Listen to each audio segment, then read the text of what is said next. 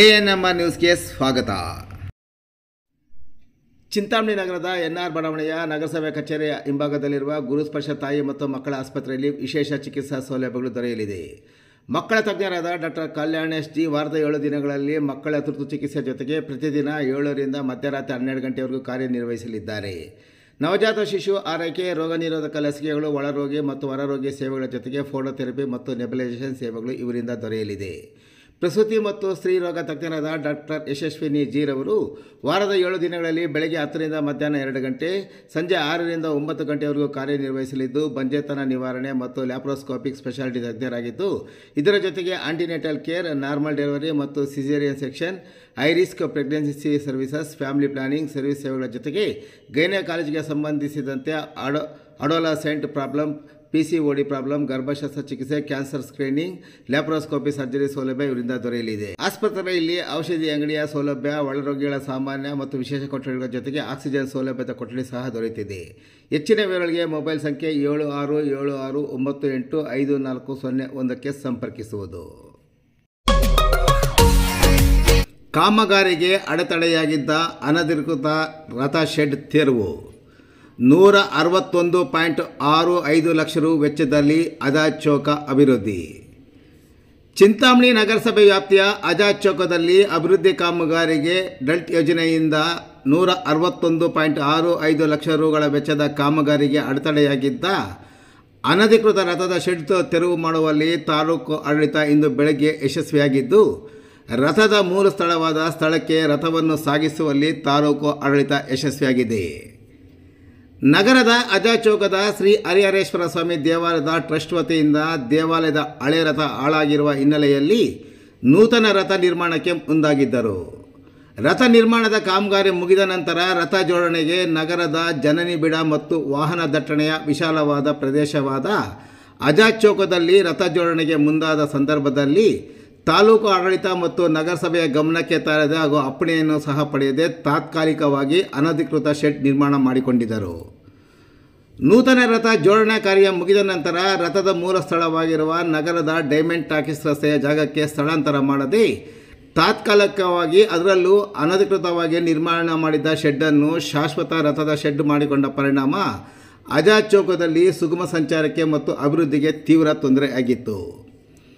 ಕ್ಷೇತ್ರದ ಶಾಸಕರು ಹಾಗೂ ರಾಜ್ಯದ ಉನ್ನತ ಶಿಕ್ಷಣ ಸಚಿವರಾದ ಡಾಕ್ಟರ್ MC ಸುಧಾಕರ್ ಅವರು ನಗರದ ಆಜಾದ್ ಚೌಕವನ್ನು ಮಾದರಿಯಾಗಿ ಅಭಿವೃದ್ಧಿ ಮಾಡಲು ನಿಶ್ಚಯಿಸಿ ಸದರಿ ಸ್ಥಳದಲ್ಲಿ ವಿವಿಧ ಅಭಿವೃದ್ಧಿ ಕಾಮಗಾರಿಗಳಿಗೆ ಡಲ್ಟ್ ಯೋಜನೆ ವತಿಯಿಂದ 161.65 ಲಕ್ಷ ರುಗಳ ವೆಚ್ಚದ ಕಾಮಗಾರಿಗೆ ಮಂಜೂರಾತಿ ದೊರಕಿಸಿಕೊಟ್ಟು ಕಾಮಗಾರಿಗೆ ಟೆಂಡರ್ ಸಹ ಮುಗಿದಿದ್ದು ಕಾಮಗಾರಿಗೆ ಅನುಮೋದನೆ ಸಹ ದೊರಕಿಸಿಕೊಡುವಲ್ಲಿ ಯಶಸ್ವಿಯಾಗಿದ್ದಾರೆ. ಆದರೆ ಕಾಮಗಾರಿಗೆ ಅಡೆತಡೆಯಾಗಿದ್ದ ಅನಧಿಕೃತ ರಥದ ಶೆಡ್ ತೆರವು ಮಾಡಲು ತಾಲೂಕು ಆಡಳಿತ ನಿಶ್ಚಯಿಸಿ ಇಂದಿನ ಬೆಳಗಿನ ಜಾವ ಸುಮಾರು 5:30ಕ್ಕೆ ಸಾರ್ವಜನಿಕರಿಗೆ ಮತ್ತು ಸಂಚಾರಕ್ಕೆ ತೊಂದರೆಯಾಗದಂತೆ ತಾಲೂಕು ಆಡಳಿತ ಮತ್ತು ನಗರಸಭೆ ಅಧಿಕಾರಿಗಳು ಪೊಲೀಸ್ ಬಂದೋಬಸ್ತ್ನಲ್ಲಿ ಅನಧಿಕೃತ ಶೆಡ್ಡಿನಲ್ಲಿ ರಥವನ್ನು ಮೂಲ ಸ್ಥಳವಾದ ಡೈಮಂಡ್ ಟಾಕೀಸ್ ರಸ್ತೆಯ ಸ್ಥಳಕ್ಕೆ ಎಳೆದೊಯ್ದ ನಂತರ ಅನಧಿಕೃತ ರಥದ ಶೆಡ್ ತೆರವು ಮಾಡುವಲ್ಲಿ ಸಹ ಯಶಸ್ವಿಯಾದರು. ಇನ್ನು ನಗರದ ಆಜಾದ್ ಚೌಕದ ಹಲವು ದಶಕಗಳಿಂದ ಪ್ರಮುಖ ವೃತ್ತವಾಗಿ ಹೆಸರುವಾಸಿಯಾಗಿದೆ. ಆಜಾದ್ ಚೌಕದ ಮಧ್ಯಭಾಗದಲ್ಲಿ ಹಲವು ದಶಕಗಳಿಂದ ಅದರ ಮಹಾರಾಜರ ಕಾಲದಲ್ಲಿ ಸ್ತಂಭವೊಂದು ನಿರ್ಮಿಸಿದ್ದು ಅದಕ್ಕೆ ವಿದ್ಯುತ್ ದೀಪಗಳನ್ನು ಅಳವಡಿಸಿದ್ದಲ್ಲದೆ ಆಜಾದ್ ಚೌಕದ ಸುತ್ತಲೂ 4 ಮೂಲೆಗಳಲ್ಲಿ ಅದೇ ರೀತಿಯ ಒಂಟಿಯಾಕಾರದ ಚಿಕ್ಕ ಸ್ತಂಭಗಳನ್ನು ನಿರ್ಮಿಸಿ ಅದಕ್ಕೂ ವಿದ್ಯುತ್ ದೀಪಗಳನ್ನು ಅಳವಡಿಸಲಾಗಿತ್ತು. ದಿನಗಳು ಕಳೆದಂಥ ಅವೆಲ್ಲ ಅವಸರದ ಅಂಚಿಗೆ ತಲುಪಿ ನಾಪತ್ತೆಯಾಗಿ ಮಧ್ಯದ ಧ್ವಜಸ್ತಂಭ ಮಾತ್ರ ನಿಂತಿತ್ತು. ನಗರದಲ್ಲಿ ಯಾವುದೇ ಸಮಾರಂಭ ನಡೆಯಬೇಕಿದ್ದರೂ ಆಜಾದ್ ಚೌಕದ ಈ ಸ್ಥಳವನ್ನು ಆಯ್ಕೆ ಮಾಡುವುದು ಸಾಮಾನ್ಯವಾಗಿತ್ತು. ರಾಜಕೀಯ, ಸಾಂಸ್ಕೃತಿಕ, ದೇವರ ಉತ್ಸವ, ಪ್ರತಿಭಟನೆ ಸೇರಿದಂತೆ ಹಲವಾರು ಸಮಾರಂಭಗಳು ಇಲ್ಲಿ ನಡೆಯುತ್ತಿದ್ದವು. ಆಜಾದ್ ಚೌಕದ ಮಧ್ಯದಲ್ಲಿ ಇರುವ ಸ್ತಂಭ, ವಿದ್ಯುತ್ ದೀಪಗಳು ಕೆಟ್ಟು ಹೋಗಿ ಹಲವು ದಶಕಗಳು ಕಳೆದರೂ ಅದನ್ನು ದುರಸ್ತಿಪಡಿಸುವ ಗೋಜಿಗೆ ಯಾರೂ ಹೋಗಿರಲಿಲ್ಲ.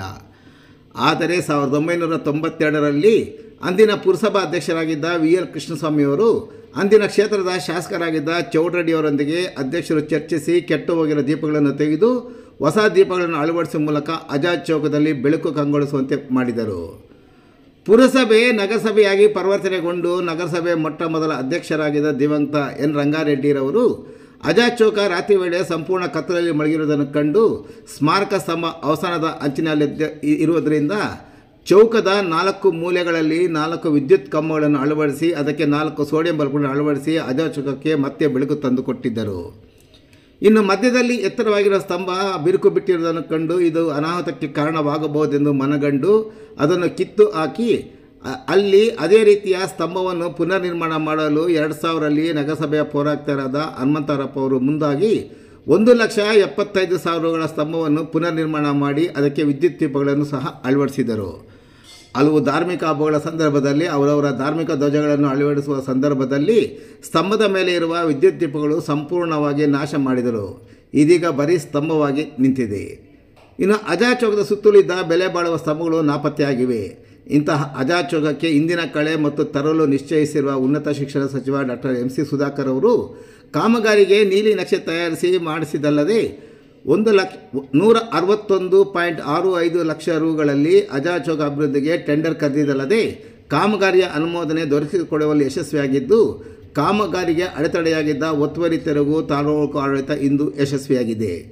ಇಂದಿನ ಒತ್ತುವರಿ ತೆರವು ಮಾಡುವ ಕಾರ್ಯಾಚರಣೆಯಲ್ಲಿ ಚಿಕ್ಕಬಳ್ಳಾಪುರ ಜಿಲ್ಲೆಯ ಉಪವಿಭಾಗಾಧಿಕಾರಿ R. ಅಶ್ವಿನ್, ತಹಶೀಲ್ದಾರ್ ಸುದರ್ಶನ್ ಯಾದವ್ ಮತ್ತು ಸಿಬ್ಬಂದಿ, ನಗರಸಭೆಯ ಪೌರಾಯುಕ್ತ GN ಚಲಪತಿ ಮತ್ತು ಸಿಬ್ಬಂದಿ, ಚಿಂತಾಮಣಿ ಉಪವಿಭಾಗದ DYSP ಮುರಳೀಧರ್ ನೇತೃತ್ವದಲ್ಲಿ ತಾಲೂಕಿನ ಪೊಲೀಸ್ ಅಧಿಕಾರಿಗಳು, ಶಿಡ್ಲಘಟ್ಟ ಪೊಲೀಸ್ ಅಧಿಕಾರಿಗಳು ಮತ್ತು ಸಿಬ್ಬಂದಿ ಹಾಜರಿದ್ದು ಸಂಪೂರ್ಣ ತೆರವು ಮಾಡಿಸುವಲ್ಲಿ ಯಶಸ್ವಿಯಾದರು.